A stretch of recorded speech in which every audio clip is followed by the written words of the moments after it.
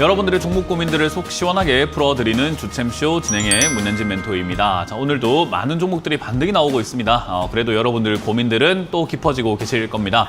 그러한 종목 고민들을 저희가 시원하게 날려드릴 텐데요. 전화 상담과 유튜브 채팅 상담을 통해서 여러분들이 상담 참여가 가능하실 것 같습니다. 먼저 유튜브 채팅창에는 여러분들의 매수가와 종목명 그리고 비중까지 올려주시면 저희가 틈틈이 봐드리도록 하고요. 02-3772번에 0269번으로 전화 주시면 전화 상담을 통해서 여러분들 종목 고민을 해결해 가실 수 있다는 점 참고하셔가지고 많이 참여해 주시면 되겠습니다. 자, 그럼 일단 오늘도 시장에 대한 이야기를 좀 해놓고 출발해 볼 수 있을 것 같은데요. 일단 우리가 3일 쉬었어요.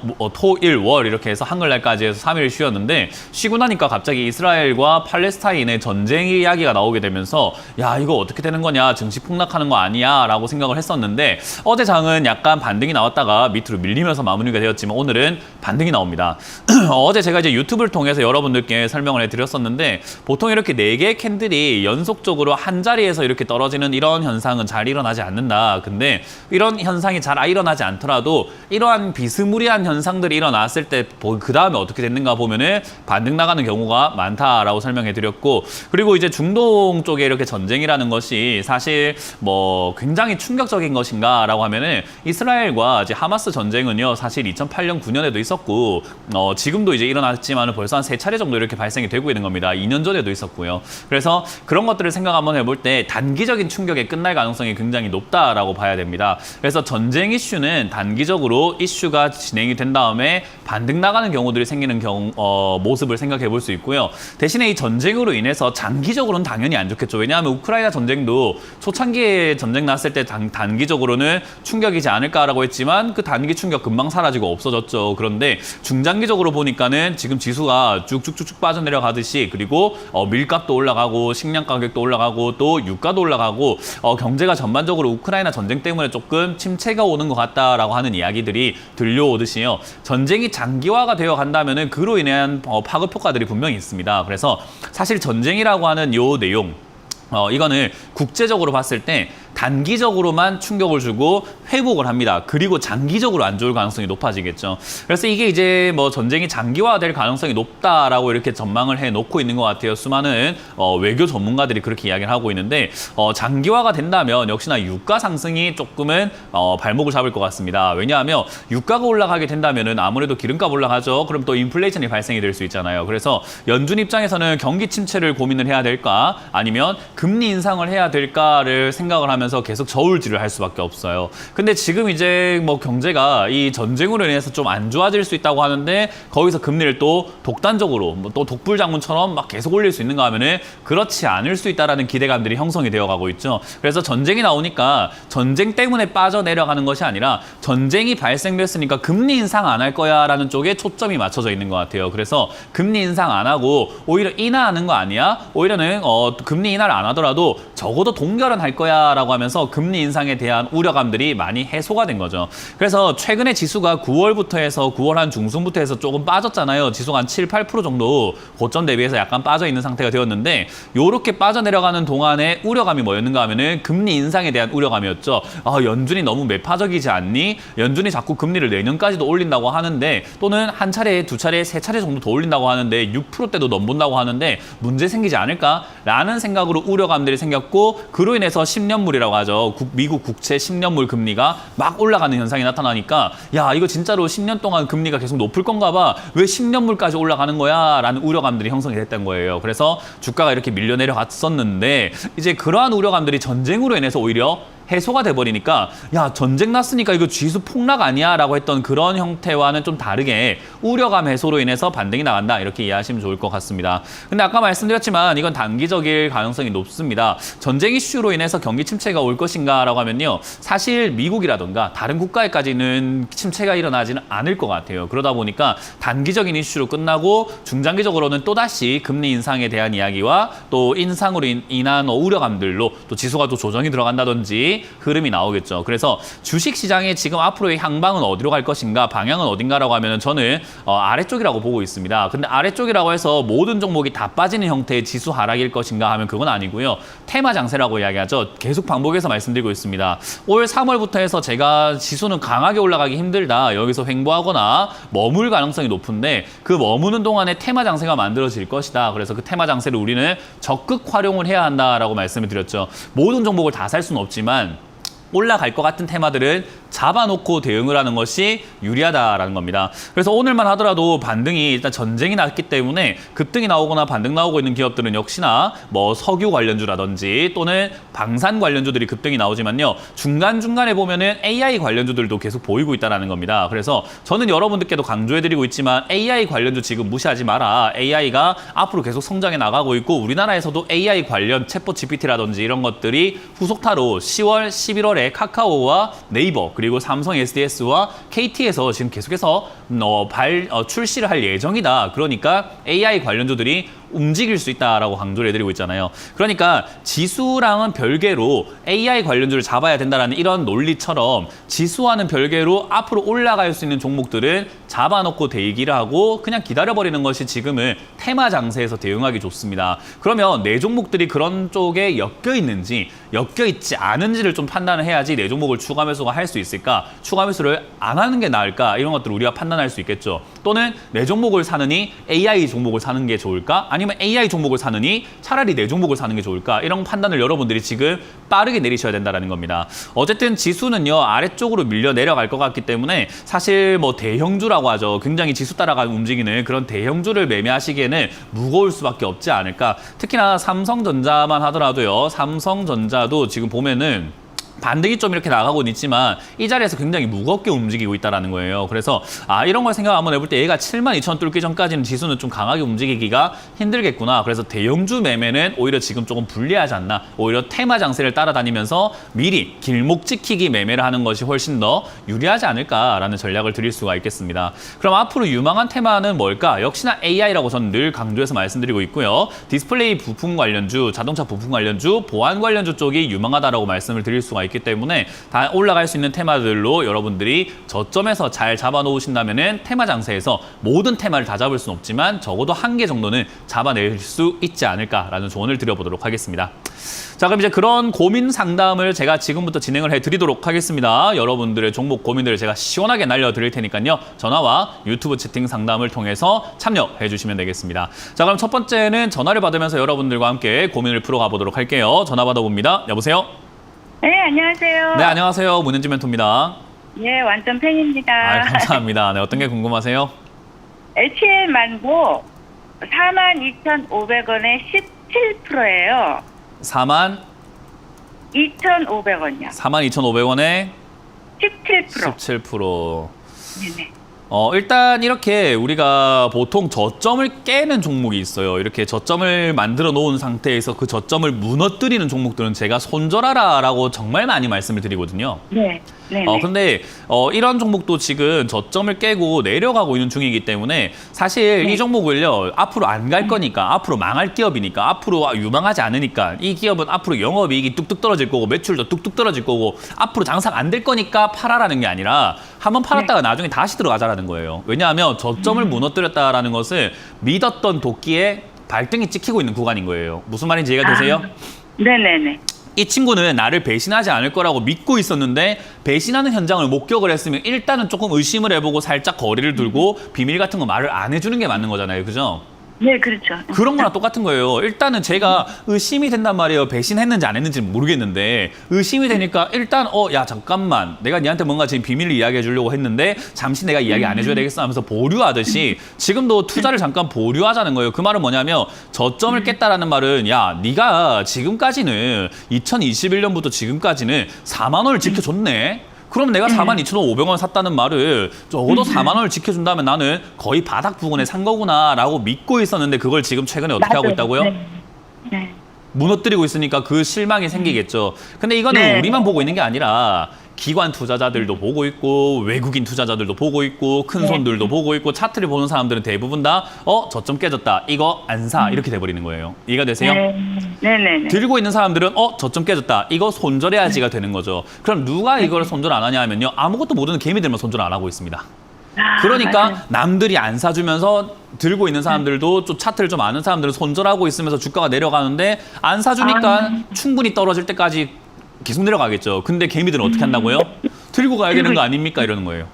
네, 맞아요. 그래서 이런 거는 일단은 팔아놓고 만약에 떨어진다면은 35,000원이든 3만원까지 내려갔을 때 저기서 바닥을 잡으면 다시 들어가면 되는 거고 만약에 여기서 떨어졌지만 밑으로 떨어질 줄 알았지 하면서 올라오게 되면 뭐 하면 될까요? 다시 사면 되는 거예요, 그냥. 이해가 되세요? 이게 네네네. 우리가 말하는 가격 전략인 거예요. 그래서 종목이 매우 중요하다라기보다는요. 가격 전략을 잘 짜는 게 중요한데 이거는 지금 저점을 깨는 타이밍에서 한 발 뺐다가 다시 들어가면 되니까 저점에 다시 들어갈 기회가 생기면 땡큐죠. 더 싸게 들고 갈 수 있잖아요. 그죠?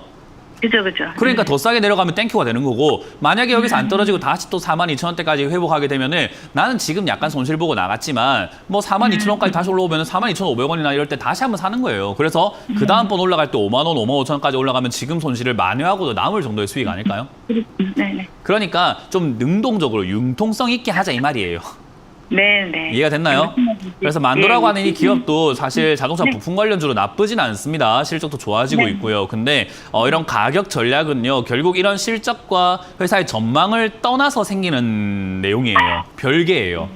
그래서 지금 이 자리에서는 한 발 물러서는 게 맞다. 일단은 비중을 줄이시거나 일단 전략 매도하신 다음에 나왔다가 다시 이 자리에 네네. 올라오게 되면 이 자리에 다시 사자라고 말씀드리고 그게 아니면 밑으로 내려갔을 때 35,000원 이하에서 재접근을 하자라는 전략 드려보도록 할게요. 네, 감사합니다. 네, 고맙습니다. 네, 감사합니다. 다음 상담 이어가겠습니다. 여보세요? 네, 반갑습니다. 네, 안녕하세요. 문현진 멘토입니다. 어떤 게 궁금하세요? 센트리온입니다. 셀트리온이고요. 매수가랑 비중이요? 146,500원에 70%입니다. 146,500원에 70%요. 70%요. 비중이 너무 많네요. 예, 처음에 좀 고가로 사갖고 그 물타기를 해갖고 비중이 많아져 버렸어요. 일단 뭐 물타기를 했는데 매수가는 좀 아래쪽이긴 한데 요 종목은요 제가 보기에는 일단 저점을 이렇게 잡아놓은 상태에서 아직까지 저점이 무너졌다라고 말할 단계는 아닌 것 같아요.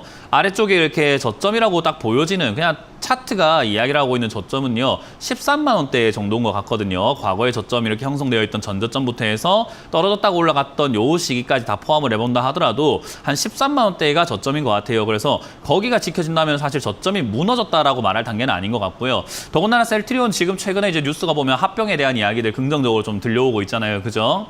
네. 그러면은 그런 기대감들과 그런 이슈들이 함께 어우러지면서 올라갈 가능성이 있다라고 저는 봅니다. 더군다나 하반기가 되면 일단 제약 바이오에 대한 훈풍이 좀 들어올 것 같다는 생각이 들어요. 제약 바이오가 최근에 뭐 비만 치료제부터 해가지고 신약에 대한 이야기, 뭐 당뇨병 치료제에 대한 이야기, 뭐 치매 치료제 그리고 체외 진단 키트에 대한 이야기들도 굉장히 많이 들려오고 있고 더군다나 의료법 개선으로 인해 가지고 야 이거 지금 원격 의료도 가능해지겠는 걸 그래서 약이 더 많이 팔릴 수 있지 않을까. 사람이 병원을 가지 않더라도 집에서 이제 약을 탈 수 있다고 하니까 얼마나 약이 많이 팔릴까라는 그런 기대감들은 형성이 되어 가고 있는 것 같아요. 그래서 저는 하반기에서 내년 초까지 제약 바이오가 올라갈 가능성이 저는 있다라고 보고 있거든요. 그러면 예. 뭐 이게 지금 제 예상이 맞을지 안 맞을지 몰라요. 시기상으로 뭐 올 하반기가 될지 내년 하반기가 될지는 알 수가 없는 거 아니겠습니까? 그죠? 근데 어찌됐든 올라갈 가능성은 있다고 봅니다. 근데 주가라는 게 여기 가만히 있다가 올라가면 제일 베스트인데 그런 일이 잘 안 일어나잖아요. 그죠? 예. 그럼 우리가 해야 되는 건 뭐냐면 내려갔을 때 어떻게 대응할 것인가에 대한 전략을 짜놔야 돼요. 올라갈 것만 생각하면 우리가 장밋빛 희망이라고 하잖아요. 그냥 무조건 다 좋지. 근데 내려갔을 때에 대한 대비를 안 해놓기 때문에 이렇게 비중이 70%로 들고 가게 되거든요. 지금 이 상태에서 만약에 이 저점을 깨면 어떻게 할 것인가에 대한 문제가 남아있는데 저는 이 저점을 깼을 때 굳이 손절하는 것보다는 추가 매수해서 가져가는 것도 하나의 방법이라고 봐요. 원래 저점을 깨면 손절하는 게 맞지만 얘는 이미 저점에서 일단 충분히 자리를 잡아놓은 상태에서 가능성이 있고 그리고 고점에서 이미 오랫동안 놀았기 때문에 사실 이거를 완벽하게 뭐 무너뜨렸으니까 더 떨어져가지고 저 아래쪽으로 가겠지라고 보기에는 약간 좀 부족한 것 같아요. 그래서 이거는 10만 원대가 만약에 반등 포인트라고 예를 들었을 때요. 다 팔고 다시 들어가는 방법이 있고요. 그리고 추가 매수하는 방법이 있는데 이 비중이면 무조건 다 팔아야 돼요. 근데 비중을 줄여놓으면 내려갈 때 굳이 손절할 필요까지는 없어요. 비중을 네. 줄여놓는다면요. 그래서 저는 이제 아까 봤던 만도 같은 경우는 좀 더 내려갔을 때 아래쪽이 너무나 명확히 보이기 때문에 내려갔을 때 사는 게 맞다라는 거고, 지금 이거는 굳이 그럴 필요는 없겠다. 10만 원대까지 내려갈 때 비중을 저기서 70% 늘리는 것이 맞는 전략이라고 말씀을 드리고 싶네요. 그러면 지금 70%는 너무나 많죠? 그렇기 때문에 이번에 반등 나오고 본전 올라왔을 때 뭐 하는 게 좋을까요? 줄이라고 비중을. 그렇죠. 비중을 저는 한 절반 이상을 좀 줄여냈으면 좋겠어요. 한 25% 정도만 투자를 하시는 게 딱 좋지 않을까 생각이 듭니다. 그렇게 하시게 되면 올라갔을 때 수익은 당연히 줄어들겠죠. 하지만 내려갔을 때에 대한 대비가 되어 있으니까 수익은 적어지지만 좀 더 안전하게 갈 수 있는 거예요. 그래서 하이 리스크 하이 리턴이란 말이 있잖아요. 그죠? 예. 그래서 많이 사면은 위험도도 높지만 수익도 커요. 근데 수익만 바라보고 위험을 너무 이렇게 키워가면은 안 좋지 않을까요? 예. 네, 그래서 저는 지금 여기서는 비중을 조금 줄여내는 것이 좋다. 일단 본전 올라왔을 때 비중을 한 20%대까지 줄여내시거나 25%까지만 줄여내시자라는 전략을 드리고요. 여기서 이제 아예 좀 자리를 잡는 거 확인하고 난 다음에 비중을 늘려도 되는데, 그러려면 한 15만 원까지 올라오는 걸 확인하고 그때 돼서 비중을 조금씩 더 늘려가는 방법은 유효할 수는 있습니다. 근데 그거는 그때 돼서 상황 보고 선택을 해야지, 지금 와서 15만 원 기억해놓고 상황 다 무시하고 15만 원에서 추가하면서 해야지, 이건 아니에요. 예, 예. 그래서 일단은 지금은 저는 긍정적으로 바라보고 있고, 내려갔을 때 추가하면서 대응하는 종목이 되어야 한다. 그래서 이거는 10만 원에 70%까지 비중을 늘리는 것을 목표로 하고, 지금은 비중을 줄여서 조금 더 길게 보고 가자라는 전략을 드려보도록 할게요. 예. 네, 고맙습니다. 다음 상담 이어가겠습니다. 여보세요? 예, 안녕하세요. 네, 안녕하세요. 수고하셨습니다. 문현진 멘토입니다. 네. SY SY고요. 6,600원에 10%입니다. 제가 가장 많이 잔소리라고 혼내는 종목들이 이런 종목들이에요. 뭔 말이냐, 급등 나온 거 따라 붙어가지고 매매하는 분들은요, 사실 이거는 전략이라고 할 만한 게 별로 없어요. 왜냐하면 이거는 스스로가 할 줄 알아야지 들어갈 수 있는 자리예요. 그러니까 자격을 갖춘 사람들이 들어가야 되는 자리인데, 할 줄 모른다라고 하면 이 자리에 들어가 있으면 안 되는 거거든요. 네. 이해가 되세요? 그러니까 네네. 운전면허가 있는 사람이 운전대에 앉아 있는 게 맞는 거잖아요. 네. 그죠? 근데 운전면허가 없는 사람이 운전대에 앉아 있는 것 자체가 조금 웃긴 거죠. 그죠? 안 맞는 거죠. 안 맞는 거죠. 그래서 운전면허가 있는 사람이 운전대에 들어가서 운전을 하는 거는 굉장히 지극히 정상적이고 당연한 내용이 될 테지만, 운전면허가 없는 사람이 들어가고 이거 핸들이 어디 있습니까? 야, 이거 기아가 어디 있습니까? 이거 지금 엑셀은 어디 있죠? 브레이크가 어디 있죠? 라고 질문하고 있는 거예요. 그러면 제 입장에서 뭐라고 말씀드려야 되냐면은, 야, 주식 전문가니까 그냥 SY에 대해서만 이야기해라. SY가 무슨 기업인지만 이야기해라. 대충 가격이 어디까지 올라갈지 어디까지 내려갈지만 이야기해라 하는데, 그거는 아니에요. 그러니까 면허가 없는 사람이 타 있는 거라는 거죠. 이런 종목을 매수를 하셨으면 상담을 하지 않아도 될 정도의 실력이 있으셔야 돼요. 무슨 말인지 이해가 되셨어요? 네네. 그럼 지금 이거는 시청자님이 어울리는 자리에 들어가 있다는 걸까요? 어울리지 않는 자리에 들어가 있다는 걸까요? 안 어울리죠. 그렇죠. 그럼 지금 들고 있는 게 어떻게 대응할지가 더 중요할까요? 그냥 빨리 이거 여기서 나오는 게 중요할까요? 대응하는 게 중요하죠. 대응이 더 중요할까요? 나와요. 지금 면허도 네. 없는 사람이 운전대를 잡고 운전하는 게 중요하다는 말인가요? 아니요. 빨리 그러면요. 빨리 나오는 게 중요하잖아요. 우선이죠. 맞죠? 네네. 그러니까 네. 지금이라도 나오는 네. 게 맞는 거예요. 어쩔 수가 없어요. 왜냐하면 SY라고 하는 이 기업도 사실상 주가가 올라갔다 내려갔다 반복을 하고 있는 그런 기업이고, 주가가 최근에 네. 영업이익도 좋아지고, 거기다가 뭐 이렇게 뭐 코로나 쪽으로도 엮여 있고, 뭐 그 우리가 흔히 말하는 그 스마트 팩토리 이쪽으로도 엮여 있고 하다 보니까 기업이 괜찮은 거 아닌가, 앞으로 좋은 거 아닌가, 야 이거 지금 조립식 패널 해가지고 앞으로 뭐 괜찮을 것 같아, 이거는 뭐 주가가 올라가니까는 괜찮아, 거래량도 많이 들어왔어, 시세 변동이 있어 라고 하면 단타 그러면은 대응을 할 줄 알아야 돼요. 지금 가격이 나와야 될까요? 그러니까요. 그거는 아까 이야기했잖아요. 운전면허가 없는 사람이 운전대를 잡고 있는데 지금이라도 내려야 될까라는 질문하고 뭐가 다릅니까? 손해보고 팔아야 되겠네요. 그러니까요. 지금이라도 내가 이거 지금 여기 한 50m 운전해서 왔는데, 지금 온 게 아까운데 50m 다시 걸어가라고요, 집까지? 지금이라도 내리는 게 맞지 않나요? 50m 집까지 운전해서 가는 게 맞을까요? 생각을 한번 해보세요. 지금 당장 내리는 게 맞지 않을까요? 아직도 제 말이 궁극적인 이야기가 이해가 안 되세요, 혹시? 네. 이 종목은 손해보고. 계속 변동이 많아요. 이거는 손해보고가 아니라 손해를 앞으로 더 크게 볼 수도 있고 수익이 날 수도 있어요. 근데 아까 말씀드렸지만 이거는 지금 주가가 어떻게 될 거라는 게 예측 불가합니다. 이거는 뭐 수많은 전문가들한테 전화해서 물어봐도 이거를 주가가 앞으로 올라갈 겁니다. 내려갈 겁니다. 내일 몇 프로 올라갈 겁니다. 내일 몇 프로 떨어질 겁니다라고 말할 수 있는 전문가는 단 한 명도 없어요. 그 말은 뭐냐면 이거 어떻게 하세요라고 말하는 것 자체가 이 의미가 없는 행동인 거예요. 어떻게 되냐에 따라서 시청자님이 판단해가지고 아 이게 6,000원까지 내려왔는데 올라갈 수 있으니까 내가 추가 매수해서 대응해야지. 또는 아 이게 6,000원이 내려왔지만 올라갈 수 없을 것 같으니까 손절해야지라는 판단을 누가 할 줄 알아야 된다고요? 제가 해야죠. 그러니까 그거 못 하잖아요 지금. 했어요. 뭐라고요? 6,500원에 팔았어요. 아니 그러니까 지금 오늘 매도 방금 하셨어요? 네, 지금 팔았다고요. 잘했습니다. 아주 멋진, 정말 대단한 자세입니다. 네. 정말 존경스럽습니다. 아니, 왜냐하면 손이 아니니까. 맞아요. 정말 대단하신 거예요. 왜냐하면 제가 이렇게 상담을 하면은 사람들이 에이 쟤는 상담해주면 되지 되게 뭐라 하네 하는데 이렇게 행동을 바로 옮기시는 분은 처음 봤어요. 그래서 제가 진짜로 감격스럽습니다. 그래서 아니 이제 가고 나면은 좀 더 가면은 뭐 그러느냐 하고. 맞아요. 그냥, 대단하신 마인드입니다. 6,500원에 팔았어요. 네. 이거 끝나고 저희 상담 끝나고 나면은 저희 회사로 전화 주세요. 제가 선물 좀 드리고 싶어가지고 나중에 이렇게 좀 선물 꼭 드리고 싶어요. 그래서 나중에 유튜브로 이렇게 꼭 들어오셔가지고 선물 좀 받아가세요. 이거는 제가 드리고 싶습니다. 개인적으로요. 그래서 이런 대응 전략을 드렸을 때 행동을 바로 이렇게 매도할 수 있다는 것은요. 투자를 뭘 하시든 간에 성공할 수밖에 없는 마인드와 자세를 갖고 계세요. 그래서 지식만 조금 채워지고 공부만 조금 하시면 아마 훨씬 더 주식을 잘할 수 있을 것 같아요. 그래서 지금 섣불리 매매하지 마시고 이거 팔고 난 다음에 돈 있잖아요. 네. 돈을 그대로 계좌에서 빼주세요. 한번. 현금을 그대로 일단 계좌에서 주식 계좌에서 일반 그 은행 계좌 있잖아요. 그죠? 거기로 네. 일단 옮겨버리세요. 그리고 당분간 매매하지 마시고 공부부터 조금 합시다. 아시겠죠? 선생님 말씀을 잘 들어요. 아유, 감사합니다. 때마다. 감사합니다. 감격스럽습니다. 제가 감동입니다. 100원, 200원, 50원 가져오고 그냥 감사합니다. 제가 공부를 조금 시켜드릴 거니까 공부를 좀 하고 매매를 합시다. 아시겠죠? 어디로 전화할까요? 나중에 그 회사로 이렇게 나중에 전화를 주시면 되겠습니다. 자, 다음 상담 이어가도록 하겠습니다. 여보세요? 여보세요? 네, 안녕하세요. 문현진 멘토입니다. 예, 안녕하세요. 네, 어떤 게 궁금하세요? 강원랜드를 강원 랜드를 17,000원에 30% 정도 샀어요. 17,000원에 30% 정도. 30% 정도요. 예. 일단 뭐 강원랜드라고 하는 이 기업이요. 저는 비운의 기업이라고 말씀을 드리고 싶어요. 지금 운이 안 좋아요. 왜냐하면 코로나 때 역풍을 맞았다라고 하죠. 안 좋은 그런 이미지가 생겨버렸어요. 근데 강원랜드가 안 좋은 이미지가 생겼을 뿐이지 실제로 안 좋아졌느냐는 별개거든요.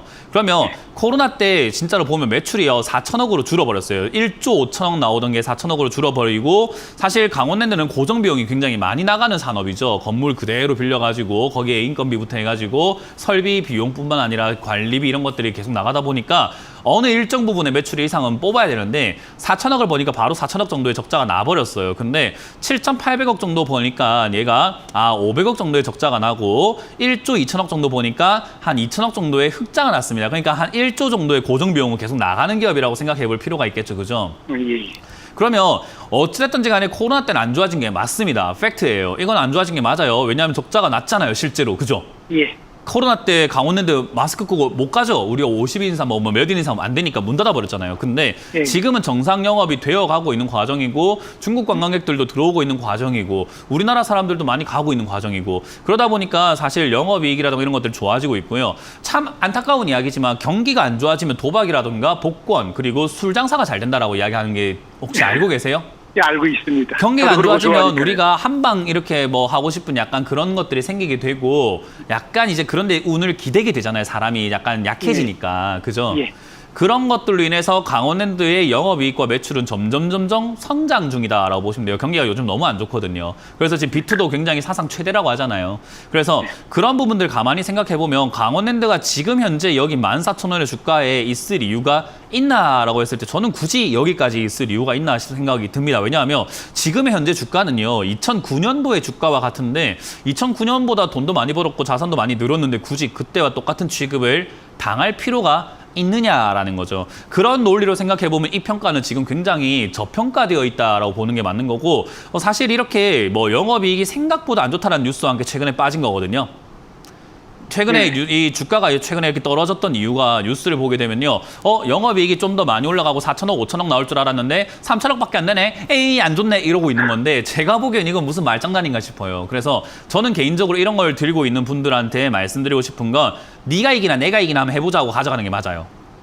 저평가 종목인 종목들은요. 남들이 재평가해 줄 때까지는 약간 이렇게 주가가 침체되어 있고 안 올라갑니다. 원래 그게 이제 안 좋아요. 근데 인식 문화잖아요. 주식은요, 인식 싸움이거든요. 사람들의 인식이 진짜 너무 안 좋다 보니까 강원랜드 사야지라고 생각하는 사람도 없고 강원랜드를 사라고 추천하는 전문가도 없어요.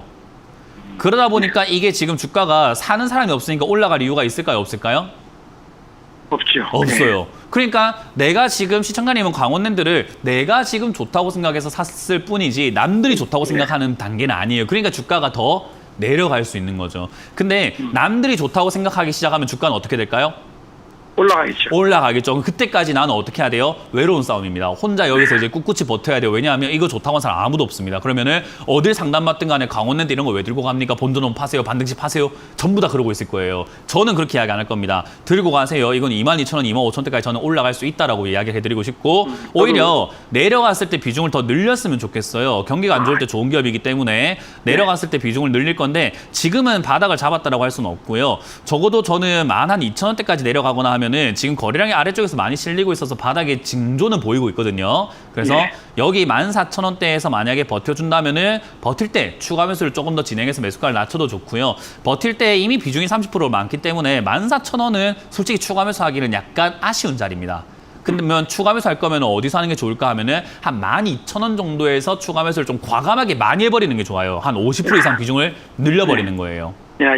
그래서 이거는 좀 외로운 싸움이 될 겁니다. 들고 가시는 동안 많이 괴로울 텐데 시청자님께 제가 드리고 싶은 조언은 귀를 막아버리고 눈을 감아버리자라는 이야기를 드려보도록 할게요. 거진 그러고 있습니다, 저도. 네, 그렇게 들고 가시면은 이거는 26,000원, 28,000원 가던 거니까 그렇죠. 2만 원이 안 가겠나 하고 맞아요. 그때까지 그렇게 기다린다고. 투자하시면 되는 거예요. 맞아요. 그래서 예. 이거는 약간 고집을 좀 부려야 되는 종목이 되었다라고 이해하시면 되겠습니다. 예, 알았습니다. 네, 홀딩하세요. 고맙습니다. 자, 이번 주 강연회가 어디서 어떻게 열리는지를 좀 체크 한번 해보고 다시 돌아오도록 하겠습니다.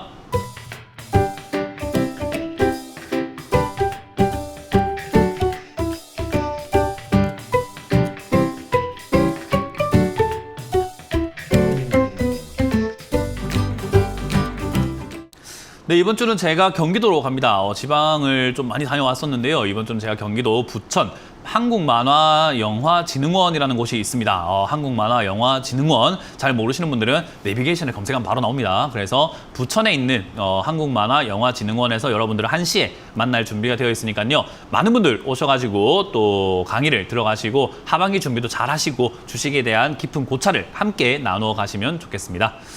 자, 그럼 여러분들과 함께 또 종목 상담을 꾸려 가볼 텐데요. 유튜브 채팅창에 여러분들의 종목들이 많이 올라와 있다고 합니다. 그래서 종목들을 좀 보도록 할게요. 일단 먼저 JYP 엔터입니다. 11만 5천 원에 매수를 하셨고요. 대응 방법이 궁금하다라고 말씀해 주셨어요. 일단 엔터주들이 이렇게 많이 올라와 있는 상태가 됐어요. 그 말은요. 많이 올라왔으니까 더 올라가겠지라는 생각도 뭐 유효할 수는 있습니다만은 반대로 생각하면 많이 올라왔으니까 비싸졌다라는 것도 하나의 내용이 되는 거고 또 생각이 되는 거죠. 그러면 올라와 있는 상태가 됐으니까 이걸 잘 생각 한번 해보면요. 지금 이 종목은요. 과거에 이 2001년도에 상장했을 때 초창기에 저 주가가 너무 급등되어 있다 보니까 이 앞에 있던 주가가 굉장히 비싼 거예요. 그럼 저 주가 때 샀던 사람들 말고 2005년부터 샀던 사람들은 전부 다 수익인 구간입니다. 그러니까 2005년에 어디선가부터 해서 매수를 해서 들고 있는 사람들 전부 다 수익인 거죠. 근 8년 정도 매수하셨던 사람들은 전부 다 수익이라는 겁니다. 그 말은 과거에 이 자리에 2001년도, 2년도에 샀던 사람들보다는 이 2018년도부터 샀던 사람들이 훨씬 더 많겠죠. 그러면은 18년 동안 산 사람들이 지금은 수익 내고 팔아낼 자리에 지금 시청자님은 비싸게 샀다는 말입니다. 대응 전략이 어디 있습니까? 바가지 썼으면 환불 받던지 아니면 싸우던지 왜 나한테 바가지 씌워서 하고 싸워야 되는데 싸울 주체가 누군지 모르죠. 그러니까 싸울 수는 없습니다. 그러면은 빠르게 내가 이 종목을 손해보더라도 정리를 하던지 해야 된다는 거죠. 자, 그러면 어디서 손해보고 정리할 것인가라고 했을 때 최근에 10만 3천 원짜리가 지지가 되어주고 있습니다. JYP 엔터도 나쁜 건 아니에요. K-팝 사업이라든가 이런 것들이 계속 성장을 해 나가고 있고 매출, 영업이익 다 증가하고 있습니다만은 그런 거에 비해서 주가가 너무 과하게 올라간 케이스가 있습니다. 그래서 저는 개인적으로 이거 10만 원 무너지면은 갭을 메꾸러 내려가는 자리이기도 하면서 주가가 하락을 하는 초입부라고 말씀드리고 싶습니다. 삼성전자도 이런 시절이 있었습니다. 하락의 초입부 자리에 저점 무너지면서 손절해야 되는 자리에서 사람들이 들고 감으로 인해 가지고 지금까지 물려가지고 본 돈도 아닌 사람들도 의외로 많죠. 그래서 이것도 마찬가지로 10만 3천 원 무너지면 손절하는 게 맞다. 단기 반등이 나온다면은 단기 반등 때 위쪽에 11만 5천 원짜리 지금 매수하셨던 그 자리를 넘어가지 못하면은 돌파 형태가 나오지 못해서 밑으로 떨어지는 형태가 됩니다. 그래서 11만 5천 원까지 올라왔을 때 더 가지 못하면 매도하자. 밑으로 떨어진다면 10만 원대 무너질 때 정리하는 게 맞다. 여기서 올라가기 시작하면은 사실 12만 원대 다시 돌파 매매로 들어가는 방법은 있는데 그거는 시청자님이 그 돌파 매매라는 것을 알아야 됩니다. 모른다면은 접근하지 않는 게 맞고 아시는 분들만 접근을 해서 대응을 하시면 되지 않을까. 단타 종목이다라는 것만 기억하시면 되겠습니다. 다음 상담도 유튜브에 올라온 종목을 바로 한번 보도록 하겠습니다. MC넥스라는 종목을 매수하셨고요. 31,800원에 10% 정도를 매수하셨다라고 이야기를 하셨습니다. 일단 31,800원에 매수를 하셨다라고 하면은 MC넥스 같은 경우는 저는 나쁜 기업 같아 보이지는 않아요. 일단은 뭐 올라갈 수는 있는 기업인 것 같긴 해요. 영업이익도 잘 나오고 있죠. 거기다가 회사 가고 있는 이 기업의 모양새를 보면은 카메라 모듈, 자율주행이라든지 스마트폰 카메라 이런 쪽들이 엮여 있기 때문에 사실은 이 기업도 로봇이라든가 자율주행 이런 쪽으로 엮일 수 있어요. 자율주행은요, 사실 법안 통과 이런 것들이 나오거나 법안에 대한 이야기가 나오게 되면 올라갈 가능성이 높은데 지금 미국에서 해외에서는 자꾸 자율주행을 하고 있잖아요. 지금 실험도 하고 있고 테스트도 하고 있고 그러다 보니까 저는 개인적으로 테마는 살아있다고 말씀을 드리고 싶어요. 대신에 이것도 지금 안타깝게도 시장이 무너지면서 저점이 깨져버렸습니다. 근데 저점이 깨질 때 유형이 두 가지가 있어요. 일단 시장은 괜찮은데 혼자 깨지는 내용이 있고요. 시장이 안 좋아서 같이 깨져버리는 방식이 있거든요. 그 상황에서 매수가가 이렇게 높은 상태가 되거나 이 박스권이 있죠. 여기서 높은 상황이 되거나 그리고 저점 부근에 있는 게 아니라고 한다면은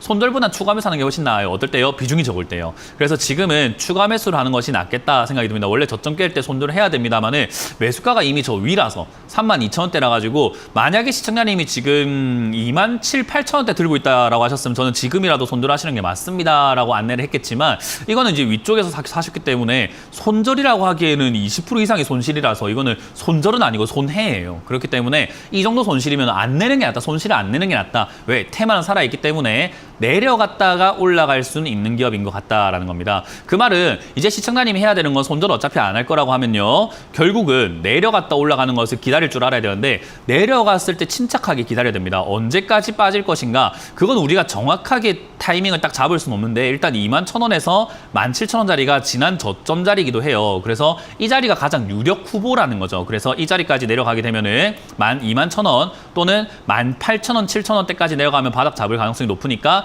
저 자리까지 내려왔을 때 시청자님은 추가 매수 대응을 해서 가져가는 게 좋아요. 왜? 테마가 살아있기 때문에 내려가면은 다시 올라오면서 3만 원대까지 반등 나갈 가능성이 높습니다. 그러면은 3만 원대까지 반등 나오면 지금 아무것도 안 하면 본전이지만 내려갔을 때 추가 매수를 하면은 저기까지 올라왔을 때 수익이 되겠죠. 그래서 지금 타이밍을 한번 놓쳤지만요. 다음 타이밍을 잡기 위해서 해야 될 것들이 있다. 그거 해야 되는 것을 잘해주면 된다. 언제요? 21,000원 이하에서 추가 매수 포인트를 잡는 게 좋은데 저기서 바닥 잡는 것이 어딘지 모르겠다 하신다면은 다시 한번 연락을 주시거나 문의를 주시면 되겠죠. 그렇게 대응을 하시면 되겠습니다. 자, 다음 상담도 이어가 보도록 하겠습니다. 다음 상담도 유튜브에 올라온 종목인데요. LG 생활건강입니다. 43만 원에 30% 정도 이렇게 비중을 실으셨는데 많이 떨어져가지고 계속 떨어져서 비중을 줄일지 고민 중입니다. 라고 하셨는데요. 제가 이렇게 기본적인 상식적인 질문을 하나 드린다면요. 우리가 밖에 이제 커피를 팔아요. 커피를 팔아가지고 우리가 5,000원에 커피를 사왔어요. 근데 이 커피 가격이 4,000원, 3,000원, 2,000원, 1,000원까지 떨어집니다. 그러면은 내가 5,000원에 사온 커피 한 입도 안 먹었는데 옆 사람이 야, 저 밖에 1,000원에 팔더라. 그거 나한테 팔아라. 라고 하면은 여러분들은 와, 이거 지금 이거 1,000원에라도 팔아야 되는 거 아닙니까? 라고 생각합니까? 아니면 야, 내가 5,000원에 사온 걸 얘한테 어떻게 1,000원에 파냐? 손해보고 못 팔지. 라고 하면서 내가 먹어버립니까? 당연히 내가 먹을 겁니다. 맞아요. 가격이 떨어지면 손해보고 파는 것 자체가 상식에서 어긋난 행동이에요. 근데 주식만 하면은 떨어지면 비중 줄일까요? 떨어지면 무서운데요? 팔까요? 이럽니다. 이게 상식에서 어긋난 행동이라고 말씀을 드렸잖아요. 주가가 올라가면 에이 비싸서 안 먹지가 맞는 거고 주가가 내려가면 아우 싸니까 사야 되겠다. 이거는 손해보고 못 팔아가 맞는 거죠. 사실은 손해보고 안 파는 게 맞는데 왜 우리가 이렇게 상식에서 어긋난 행동을 하게 되냐면 30%라는 비중 그리고 내 돈이 들어갔는데 손실 나고 있는 거 보다 보니까 내 돈이 지금 날리고 있네. 내 돈이 날아가고 있네. 이거라도 건져야 되는 거 아닌가? 라고 생각을 하는 거죠. 주식을 하게 되면요. 내 돈을 주식으로 바꿔 있는 겁니다. 내가 주식이라는 물건을 갖고 있다고 생각하시는 게 좋아요. 그럼 이 물건을 손해보고 안 파는 게 맞는 건데 내 돈의 가치를 증권사에서 계좌 수익률로 보여주니까 손실이 얼마나 나는 걸 보여주니까 상식적인 판단이 안 되게 되는 거죠. 거기다가 내 그릇이라고 합니다. 내 그릇보다 훨씬 더 많은 돈이 들어가 있죠. 30% 아마 시청자님한테는 좀 버거운 돈일 겁니다. 왜요? 지금 조금 1% 이거 떨어졌는데 무서운 거잖아요. 만약에 이게 100만 원 들어갔는데 1% 떨어지면 10,000원입니다. 근데 만약에 여기에 1,000만 원 들어갔으면 10만 원이고요. 1억이 들어갔으면 어떨까요? 100만 원이 됩니다. 근데 우리가 하루아침에 100만 원 날려보는 경험이 흔할까요? 우리 일반인들은요, 하루아침에 몇천 원 잃어버리거나 몇만 원 잃어버리는 경우는 있어도 100만 원 한 번에 어디 날려보는 경험이 흔하지 않아요. 그러니까 바로 패닉이 와버리죠. 그래서 이거는 저점에 잘 샀음에도 불구하고 조금 떨어졌다고 이렇게 겁을 먹을 정도의 비중이다. 비중부터 줄여라 라고 말씀을 드려보고 싶습니다. 일단 화장품 업종은 유망한 쪽에 속합니다. 앞으로도 성장할 가능성이 높고 의외로 코로나 이후로 선방을 하고 있고요. 영업이익이라든지 이런 것들이 다시 또 회복되고 있는 추세이기 때문에 사실 이제부터는 바닥을 잡아갈 가능성이 매우 높아요. 근데 바닥을 잡아갈 가능성이 높다라는 말이 지금이 바닥이란 말은 아니에요. 왜 국어가 안 되는 건지 그렇게 오해를 하시는 분들이 있더라고요. 지금부터 바닥 잡아갈 가능성이 높습니다라고 하면은 문현진이 바닥 잡아갈 가능성이 높다 했는데 또 떨어졌어 이러면서 바닥이었다고 뭐 이야기했잖아 하는 사람들이 있거든요. 그거는 저는 좀 대화가 좀 잘 안 되는 것 같습니다. 그런 분들과는요. 바닥 잡아갈 가능성이 높은 거예요. 하지만 바닥이라는 것은 아닙니다. 주가가 더 떨어질 가능성은 분명히 있어요. 왜냐하면 신도 몰라요. 바닥이라는 것은. 그러면 결국 우리는 떨어질 때 추가 매수를 해서 바닥 부근으로 매수가를 자꾸 낮춰가면 된다라는 거죠. 그런 비중을 지금부터 30% 실어 갈 게 아니라 지금 한 10%만 실고 있다가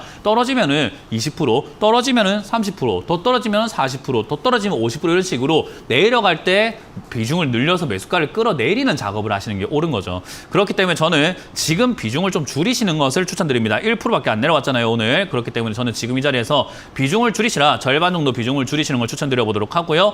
저는 이 40만 원대 여기 자리 잡을 것 같긴 합니다. 그래서 40만 원대 자리 잡으면 그때 확인을 하고 자리 잡는 건 어떻게 확인하냐면요. 5만 원대까지 회복됐다가 다시 43만 원까지나 40만 원까지 떨어진다면은 쌍바닥을 그릴 수 있습니다. 그때가 바닥인지 확인할 수 있죠. 그럼 첫 번째 들어간 이 돈은 비중을 줄여놓고 50만 원대까지 올라가면 수익을 단기적으로 약수익으로 처리해버린 다음에 내려가면은 그때 조금 실어가지고 비중을 천천히 늘려가는 전략이 맞는 거예요. 그래서 종목이 중요한 게 아니라 이걸 어떻게 들고 가느냐에 따라 가지고 누군가는 수익이 나고 누군가는 손실이 납니다. 그러니까 내가 해야 되는 거에 대해서 집중을 좀 더 많이 하세요. LG 생활 건강이 중요한 게 아니에요. 이걸 내가 지금 어떤 비중으로 어떤 가격 전략으로 가져갈 것인가에 대한 문제인 거죠. 그 전략을 지금 짜셔야 되는데 제가 짜드린 겁니다. 내려갈 때에 대한 대비를 하자. 비중 지금 절반 정도 줄이자. 줄였는데 50만 원, 55만 원대가 올라오면은 일단 팔자. 그리고 다시 떨어지면 또 사면 되지 않느냐. 거기서 샀는데 또 떨어지면은 더 사면 되지 않느냐. 그렇게 가져가면은 LG 생활 건강이 아니라 어떤 종목이 오더라도 수익을 낼 수 있어요. 그렇기 때문에 대응 전략을 잘 짜셔서 가져가시길 바라도록 하겠습니다. 자, 다음 상담도 유튜브에 올라온 종목인데요. 유튜브에 올라온 종목을 보니까 이녹스 첨단 소재라는 종목이 올라와 있습니다. 42,000원대 매수를 하셨고요. 비중은 10%라고 하셨네요. 일단 이녹스 첨단 소재라고 하는 이 기업을요. 누가 감히 나쁘다고 할 수 있을까요? 이 기업은 매출도 성장하고 있지, 영업이익도 성장하고 있지. 거기다가 지금 보면은 얘가 지금 뭐 FPCB라고 해서 핸드폰에 들어가는 뭐 PCB부터 해서 반도체 패키지, 디스플레이용 OLED 뭐 소재 이런 것들 만들고 있다 보니까 아니 나쁠 게 뭐 있습니까? 반도체가 이제 앞으로 다시 또 회복할 거라는 그런 전망들도 나오고 있고 AI가 발전하게 되면은 반도체 많이 필요하지 않을까? 거기다가 뭐 애플 기어가 나오게 되면은 역시나 디스플레이도 중요하지 않을까? 요즘 자동차 디스플레이 크게 들어가니까 디스플레이가 앞으로 굉장히 중요해지겠구나. 그러면 이런 기업들은 나쁠 게 뭐가 있냐라는 건데 그래서 비싸게 삽니다, 사람들이. 나쁠 게 없어 보이니까 비싸게 사버리는 거죠. 근데 주식은요, 나쁠 게 없다라는 전망과 이 가격이 한계라는 게 있어요. 올라간다 하더라도 한계라는 게 있어요. 왜냐하면 우리 소고기가 맛있고 좋은 건 알지만 너무 비싸면 터무니없이 비싸진다면 안 먹을 거 아닙니까? 1인분에 예를 들어가지고 뭐 살치살 이런 거 막 좋잖아요. 뭐 갈비살 이런 거 좋잖아요. 1인분에 3만 원, 4만 원 하면 그래 소고기니까 먹어야지 하는데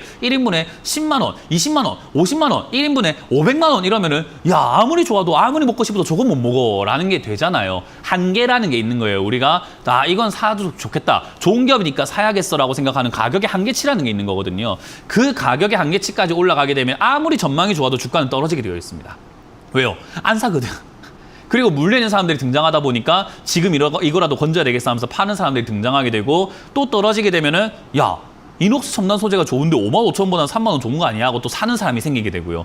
그러면서 올라가니까 안 파는 사람들이 생기게 되겠죠. 그러다가 또 45,000원 되니까 야 아무리 좋아도 45,000원 아니지 하고 또 파는 사람이 생기고 이렇게 그냥 반복을 하는 거예요.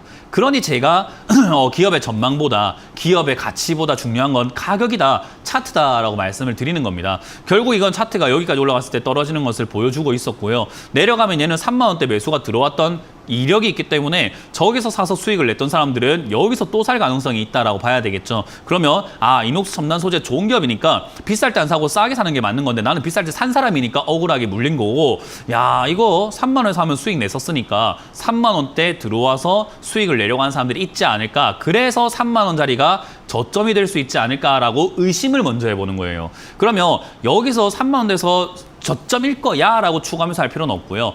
저점일 수 있지 않을까라고 보고 있다가 지난번처럼 여기 보세요. 3만 원쯤 되니까 쌍바닥이라는 걸 그리고 횡보하기 시작하잖아요. 저런 어떤 일련의 바닥을 잡는 모션, 행동, 의심스러운 어떤 움직임을 보여주면 그때서야 추가 매수를 좀 진행을 해서 매수가를 낮춰야 되겠죠. 내가 지금 잘못 저지른 이 첫 매수가를 낮춰가지고 탈출해야 된다 이 말이에요. 그래서 내려가게 되면 3만 원에 가깝게 28,000원에 가깝게 여기서 저는 바닥을 잡을 수 있겠다 생각이 듭니다. 여기서 바닥 잡게 되면은 추가 매수를 하시면 될 것 같고요. 안 된다면 이렇게 추세상으로 추세 따라 떨어지면 2만 원까지 떨어지게 돼요. 그러니까 요렇게 보면은 얘가 고점이 내려가는 이 각도대로 저점도 내려가는 경우들이 굉장히 많습니다. 그 말을 2만 원대까지 밀릴 수 있다는 거겠죠. 이게 3만 원 아니면 2만 원이겠죠. 그러니까 3만 원에 자리 잡느냐 2만 원에 자리 잡느냐를 보고 추가 매수 대응하면 돼요. 그때까지 뭐 해야 되죠? 물려 있어야죠. 왜? 비싸게 샀잖아요. 비싸게 사지 말라고 제가 늘 이야기하는 게 이 이유입니다. 비싸게 사면은 물려있는 거 말고 할 수 있는 게 아무것도 없습니다. 물려있는 걸 자랑스럽게 여기셔야 됩니다. 나는 물렸어. 어쩌라고. 그거 가져가지 뭘. 이런 느낌으로 떳떳해야 돼요. 배째라 느낌으로 가져가셔야 됩니다. 그렇지 않으면은 이거 지금이라도 팔까요? 지금 이거라도 건질까요? 라는 생각으로 넘어가게 되고 쓸데없는 손절해서 손실이 커지고 계좌가 복구가 안 돼요. 그래서 이거는 그냥 떳떳하게 가져가세요. 오히려 28,000원, 2만 원대까지 밀리는 것을 그냥 자연스럽게 생각하고 가져가보자. 저기서 추가 매수를 한다 하더라도 어쩔 수가 없다. 그때 추가 매수하면 대신에 탈출 기회가 생긴다라는 것만 기억하시면 되겠습니다. 자, 다음 상담은 유튜브에 올라온 종목이 아니라 전화를 받아보도록 하겠습니다. 전화 받아봅니다. 여보세요? 여보세요. 네, 안녕하세요. 문현진 멘토입니다. 예, 수고하십니다. 네, 어떤 게 궁금하세요? 롯데관광개발이요. 롯데관광개발이고요. 매수가랑 비중이요? 네. 매수가는 13,000원에 비중은 20%요.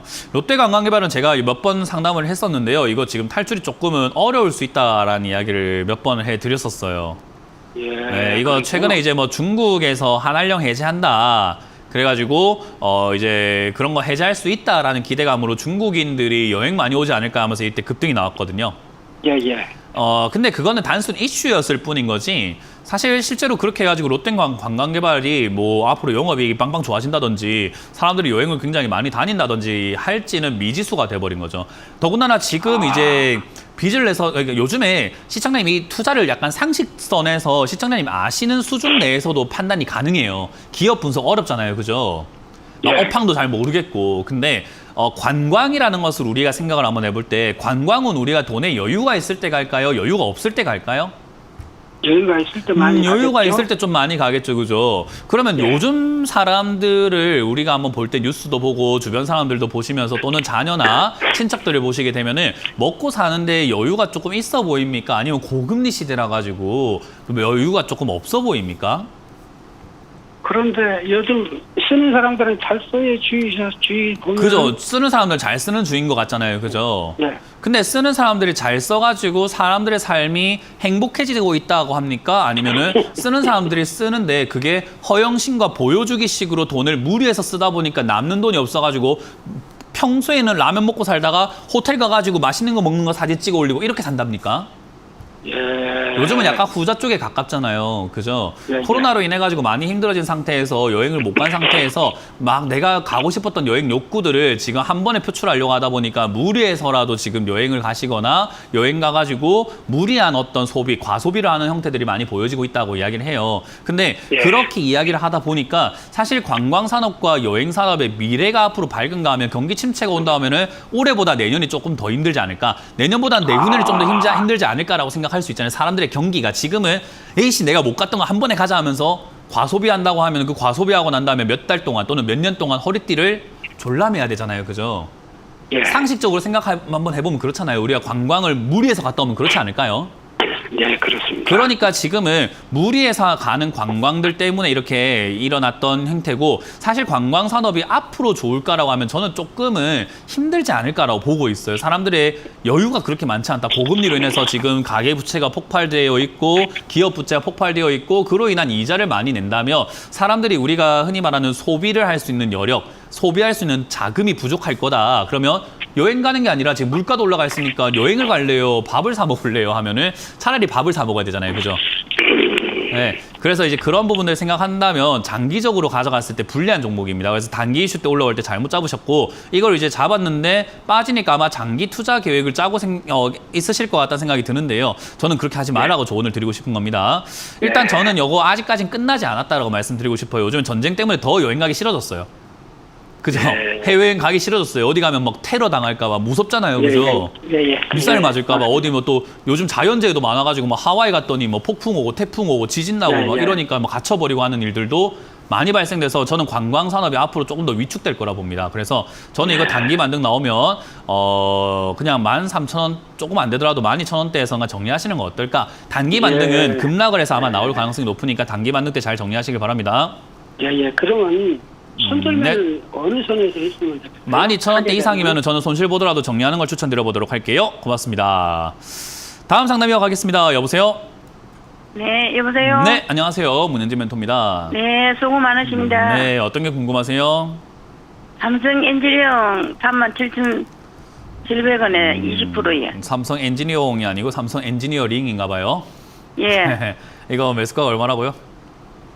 34,700원에 네. 20%예요. 일단 이것도 비싸게 사셔가지고 사실 탈출이 조금 어려워졌습니다. 물려 있으시다 보니까 기업 영업이익도 좋고 매출도 좋고 앞으로 성장하지 않을까. 삼성 엔지니어링도 아니 이거 지금 뭐 플랜트 시장하고 있고 지금 전 세계적으로 플랜트가 앞으로 많이 필요하다고 좋다고 하니까 거기다가 사우디 이야기까지 나오고 있으니까 얘들이 수주 많이 받아가지고 돈 벌지 않을까 싶어서 비싸게 샀겠지만 비싸게 산 건 비싸게 산 겁니다. 그냥. 그래서 비싸게 사고 나면 수익 내기가 어렵습니다. 결국은 남들 수익 보고자 고민을 하고 남들 수익 보고자 대책을 짤 때 시청자님은 손실을 조금 줄이고자 본전을 조금 찾고자 전략을 짜야 돼요. 그러니까 어쩔 수가 없어요. 위치가 다르기 때문입니다. 그래서 지금 당장은 27,000원대 여기서 반등이 나와주는 것이 일단은 첫 번째 포인트가 돼요. 일단 여기서 반등이 나와준다면 기술적으로 한 32,000원대까지는 다시 반등이 올라와서 회복이 될 수 있는데요. 여기가 무너지게 된다면 조금 피곤해질 수 있는 자리입니다. 26,000원대까지 밀릴 수 있고요. 만약에 여기서 일단은 세 가지 변화도가 있겠죠. 27,000원까지 왔을 때 다시 전고점까지 올라가는 경우가 있고 27,000원까지 왔다가 32,000원까지 반등 나가고 떨어지는 경우가 있고요. 여기서 무너져 버리는 경우가 있습니다. 이 무너지는 경우가 되면요, 장기 투자하면서 2만 원대 추가하면서 한다 생각하고 가져가는 게 조금 더 나을 것 같아요. 손실이 많이 클 거거든요. 그래서 2만 원대까지 내려갔을 때 추가하면서 한다 생각하고 대응 전략을 짜시면 되고요. 반등이 나온다면은 32,000원대 저기서 이제는 판가름이 날 거예요. 34,000원, 7,000원까지 이렇게 정고점까지 갈 수 있을지 아니면 32,000원대부터는 더 이상 못 갈지가 판가름 나는 자리입니다. 그래서 32,000원쯤 왔을 때 이제 저기서 팔까 가져갈까를 다시 고민해야 돼요. 지금 고민할 게 아니라. 이해가 되세요? 네네. 그래서 지금은 저점이 무너지면 어쩔 수 없이 원치 않는 장기 투자로 2만 원대까지 내려간다 하더라도 그냥 홀딩해서 가져가자라는 전략을 드릴 거고 만약 32,000원대까지 올라오게 된다면 그때 판단이 어려울 때 다시 한번 문의를 주시면 되겠습니다. 네, 감사합니다. 고맙습니다. 자, 이렇게 오늘 상담을 마무리해 볼 수 있을 것 같습니다. 많은 분들께서 아직도 고점에 사는 그 습관, 이걸 버리지 못하고 계시는 것 같습니다. 주식은 무조건 싸게 사서 비싸게 파는 겁니다. 비싸게 사가지고 더 비싸게 파는 것도 하나의 방법이지만 그거는 잘하는 사람들이 할 수 있는 방법이라는 것을 반드시 명심하시길 바라고요. 어떻게 하면 저점에 살 수 있는지, 어떻게 하면 고점에 살 수 있는지, 그리고 어떻게 하면 고점에 안 사는지를 제가 강연에서 알려드릴 테니까요. 토요일 부천에서 만나 뵙도록 희망하면서 저는 물러가도록 하겠습니다. 자, 지금까지 문현진 멘토의 주춤쇼였습니다. 고맙습니다.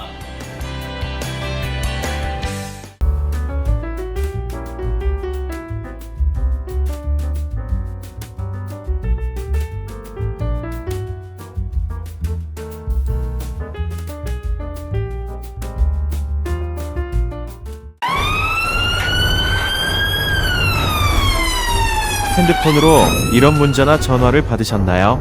카카오톡에서 이런 채널을 보셨나요? 주식 챔피언을 사칭하는 카카오톡 채팅방 채널에 이어 스팸 문자 전화도 발생하고 있습니다. 주식 챔피언 대표번호 1644-6646 이외의 번호로 연락드리지 않습니다. 유의해 주시길 바랍니다.